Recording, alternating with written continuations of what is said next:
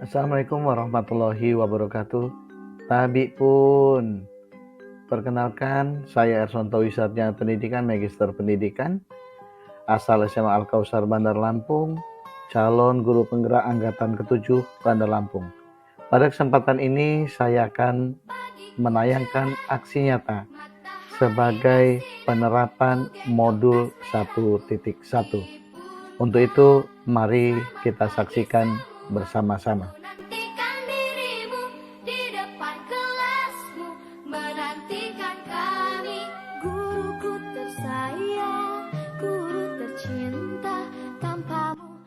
Perasaan saya yang saya rasakan selama melakukan perubahan di dalam kelas, yang pertama saya takjub dan kagum dengan pemikiran filosofi pendidikan Ki Hajar Dewantara.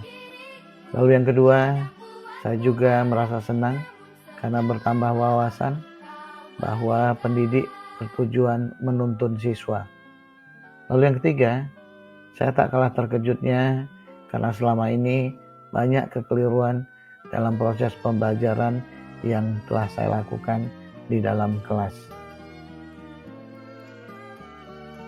Ide gagasan yang timbul sepanjang proses perubahan, yang pertama, membuat kesepakatan kelas. Kedua, membuat kegiatan pembelajaran menarik, kreatif, dan interaktif.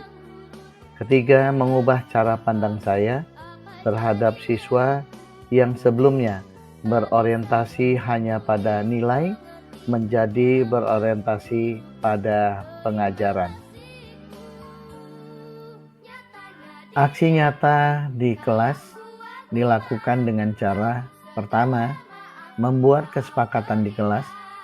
Kedua, melakukan diskusi dengan topik yang sudah diberikan.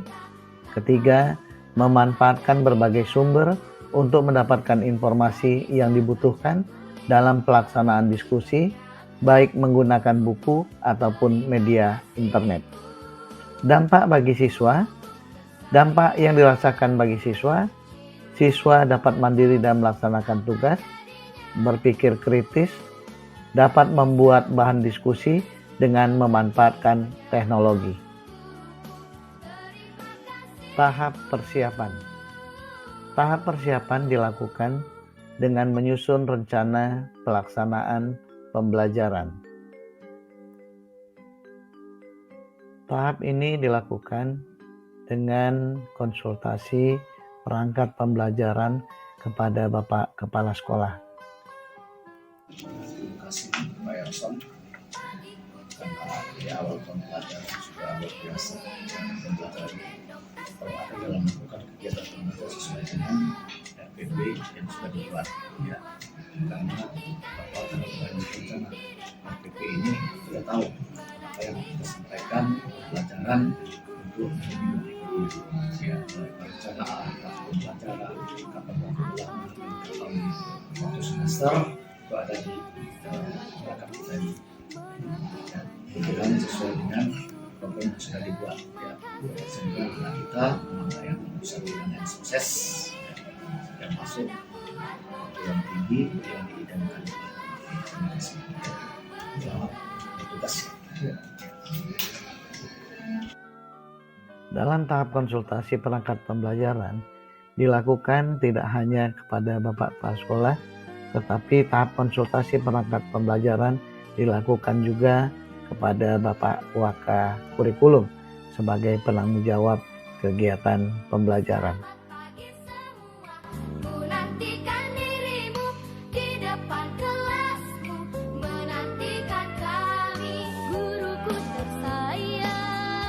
Siap. Beri salam. Assalamualaikum warahmatullahi wabarakatuh. Waalaikumsalam warahmatullahi wabarakatuh. Duduk istirahat. Bismillahirrahmanirrahim. Baik, saya harapkan melakukan absensi. Gimana semua kabar hari ini? Alhamdulillah. Dengar melakukan absensi pada pagi hari ini. Haji Yasna, Abah Aizi, Hadir. Alia Rahma, Hadir. Alma Esa Fajar, Anastasia Gausan, Arifah Mutiara Dewi, Sarah, Hadir. Silvina, Hadir. Nabila, Yasa. Baik, terima kasih sudah banyak yang hadir.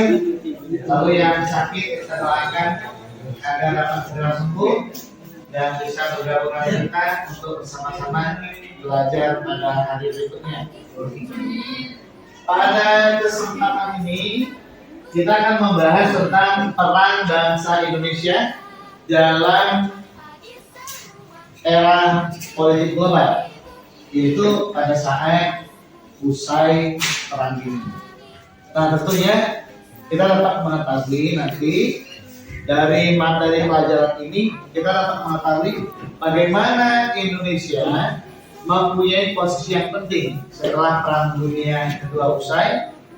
Karena setelah perang dunia kedua usai muncul dua blok di dalam politik dunia, yaitu blok apa? Blok barat dan blok timur. Blok barat dipimpin siapa? Amerika. Blok timur? Uni Soviet. Nah, bagaimana posisi Indonesia menjadi sangat penting di antara dua blok tersebut? Hari ini kita akan coba pelajari, yaitu bagaimana kedudukan Indonesia baik dalam gerakan non-blok, ASEAN, ataupun juga organisasi lain. Nah, untuk itu, persilakan kalian mengeksplorasi masalah-masalah yang ada dan bagaimana kedudukan bangsa Indonesia dalam posisi setelah Perang Dunia Kedua usai, yaitu pada saat Perang Dingin, baik dalam organisasi gerakan non-blok ataupun juga ASEAN dan OPEC. Nah, untuk itu, Bapak persilakan kalian baca dulu. Nanti kita beri kesempatan di antara kalian siapa yang akan memaparkan terlebih dahulu hasil bacaan dan pemahamannya dalam tadi kita sudah sama-sama membaca, lalu kita mengeksplorasi baik dalam pengetahuan ataupun juga masalah hidup dari peran Indonesia di dalam politik global. Pada minggu lalu kita sudah membahas tentang gerakan non-blok, Indonesia sebagai salah satu pendiri, lalu yang kedua ASEAN. Nah, hari ini tadi kita sudah sama-sama mengeksplorasi diri kita untuk memahami apa itu kerja sama utara dan selatan. Dari hasil bacaan kita tadi, siapa yang mau memaparkan? Yuk, silakan. Nah, kita dengarkan sama-sama. Nanti kalaupun ada yang ingin menambahkan, dipersilakan. Ya. Jadi kerjasama antara utara dan selatan ini diawali dengan pertemuan negara-negara penghasil minyak dengan negara-negara konsumen minyak yang diawali pada tanggal 7 April 1975 di Paris atau Paris, Prancis. Nah, pertemuan ini itu untuk menanggulangi terjadinya krisis energi minyak, krisis ekonomi dan empati minyak. Itikat ini disambut baik oleh negara-negara penghasil minyak. Bapak. Baik. Jadi ada dua hal yang dapat kita lihat. Yang pertama tadi dikatakan bahwa ada krisis energi sehingga terjadi kekhawatiran antara penghasil minyak dan pengguna. Nah, siapa dalam hal ini adalah utara, itu adalah negara-negara industri. Lalu selatan adalah negara-negara yang akan menjadi konsumen. Jadi antara dua negara, kerjasama antara utara dan selatan ini adalah kerjasama yang saling membutuhkan antara negara-negara penghasil industri yang disebut dengan negara bagian utara dan negara-negara selatan adalah negara yang disebut sebagai negara konsumen dari hasil industri tersebut. Demikian pelajaran kita pada hari ini. Kita sudah membahas tentang bagaimana kerjasama utara dan selatan. Jadi dapat kita simpulkan bahwa kerjasama utara dan selatan ini adalah kerjasama antara negara-negara penghasil industri dengan negara-negara sebagai pengguna industri. Nah, tentunya dari pelajaran hari ini kita dapat mengambil sebuah pengetahuan bahwa antara negara industri sebagai negara produsen dan negara bagian selatan sebagai pengguna tentunya saling mengait dalam hal kebutuhan. Oleh karena itu tentunya dalam setiap kegiatan ekonomi dunia ini harus melakukan upaya kerjasama. Nah, kerjasama tersebut diantaranya melibatkan negara kita.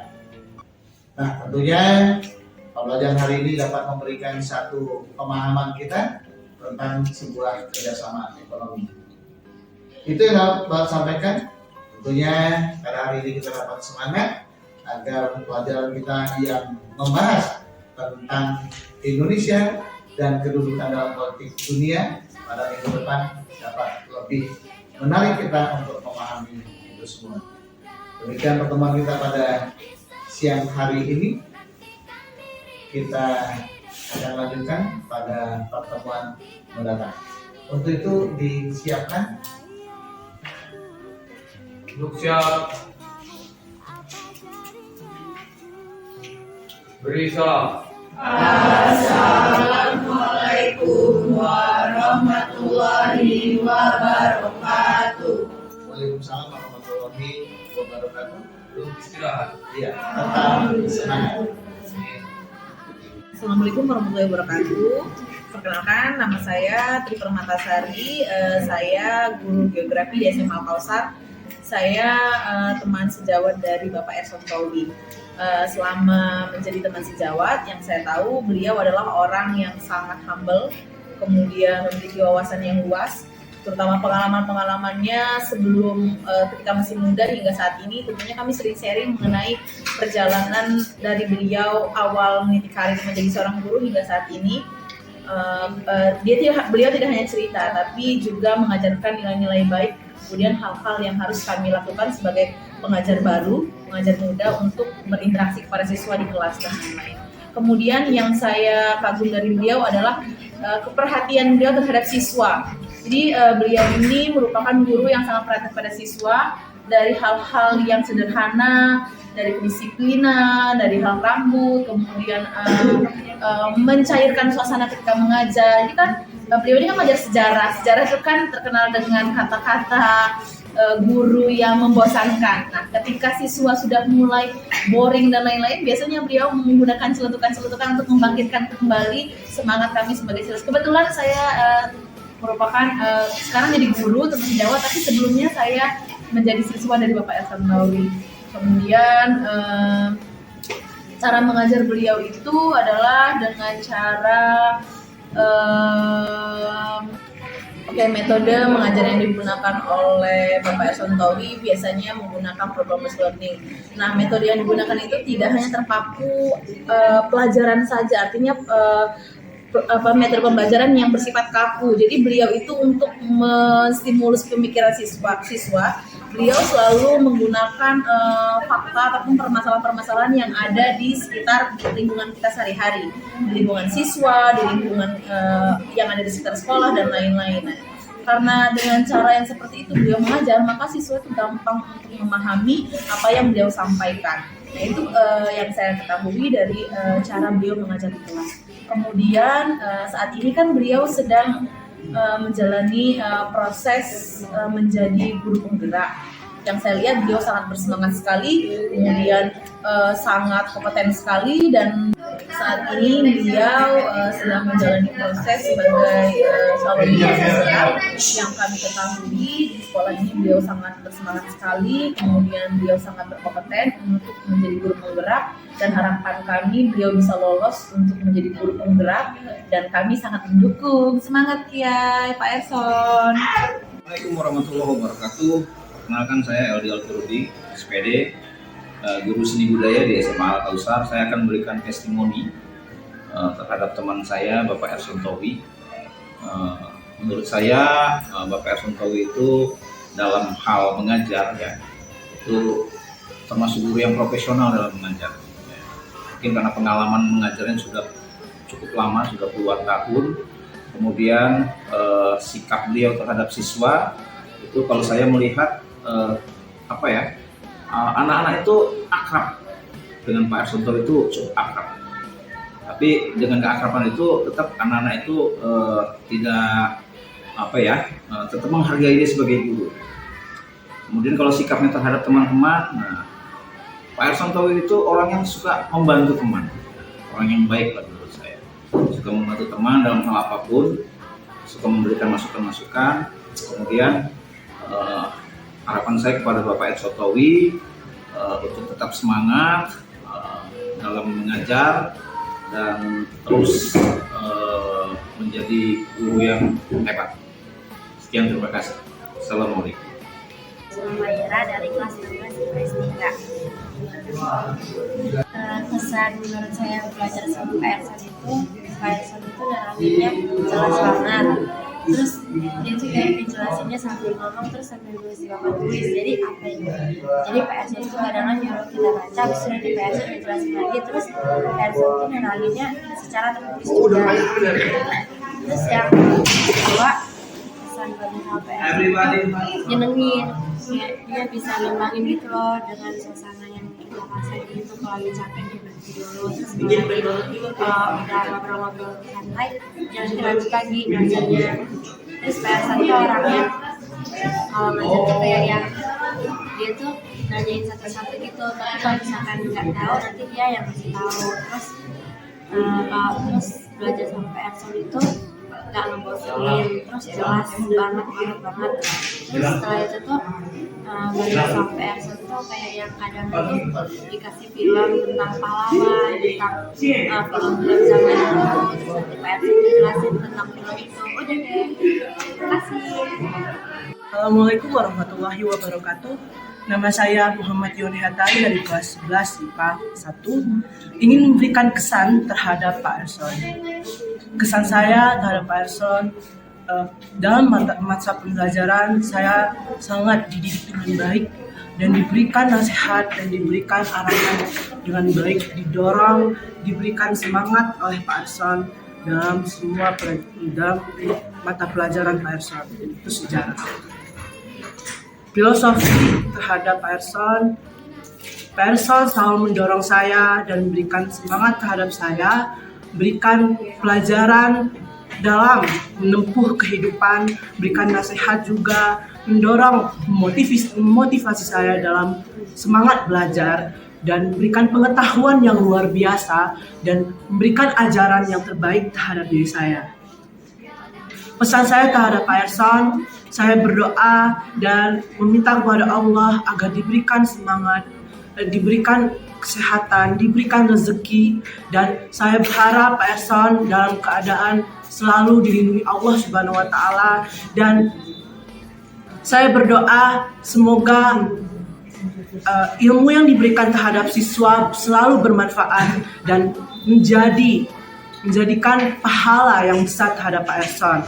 Dan saya ucapkan semangat kepada Pak Erson, dan semoga apa yang diajarkan terhadap siswa menjadi bermanfaat di mata Allah dan bermanfaat di dunia dan akhirat. Dan saya berdoa Pak Erson selalu dilindungi Allah Subhanahu wa Ta'ala. Amin. Assalamualaikum warahmatullahi wabarakatuh. Demikian telah kita saksikan video aksi nyata dari refleksi penerapan modul 1.1. Semoga bermanfaat. Assalamualaikum warahmatullahi wabarakatuh.